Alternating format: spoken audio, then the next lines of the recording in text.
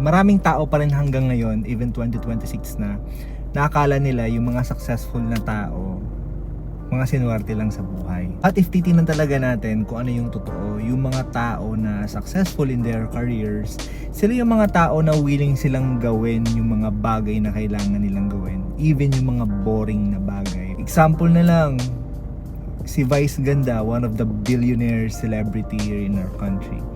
Imagine mo, araw-araw kang pumapasok everyday para magpatawa. 'Di ba? Yung dedication na ginagawa niya, yun yung nakakabilib. Yung disiplina niya sa ginagawa niya sa craft niya, yung nakakabilib. At yun yung hindi nakikita ng maraming tao. Yung consistency ng mga successful na tao. Yung paggawa nila ng mga boring na bagay ng paulit-ulit. Yun yung nagbigay sa kanila ng success na meron sila ngayon. At yun ang hindi kayang gawin ng mga taong hindi successful.